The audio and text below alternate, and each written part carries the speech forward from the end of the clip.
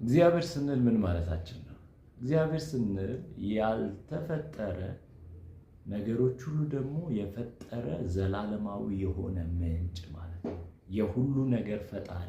የሁሉ ነገር ስንል የሚታየውን ዓለም ጨምሮ የማይታየውን ዓለማት ጨምሮ ሁሉን የፈጠረ እሱ።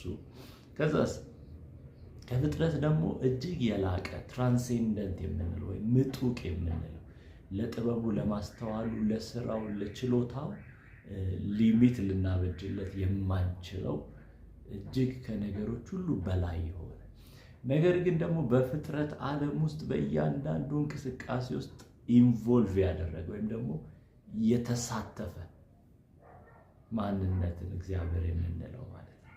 ስለዚህ እግዚአብሔር በጣም የመጠቀ ነው የሚለው ሐሳብ በራሱ ስህተት የለውም። ደግሞ በእያንዳንዱ እንቅስቃሴዎቻችን ውስጥ ደግሞ በዕለት ተዕለት ኑሯችን ላይ የሚገባ ነው ስንለው ይህም ስህተት የለውም። ምክንያቱም እግዚአብሔር በፍጥረት ዓለም ውስጥ ሁልጊዜ ራሱን እየገለጠ የሚኖር አምላክ። መጽሐፍ ቅዱስ ሲናገር ሰነፍ በልቡ እግዚአብሔር የለም ይላል። እግዚአብሔር በእያንዳንዱ እንቅስቃሴዎቻችን ውስጥ እግዚአብሔርን ማየት ካልቻልን ያ የእኛ ስንፍና ነው ማለት ነው። ተባረክ።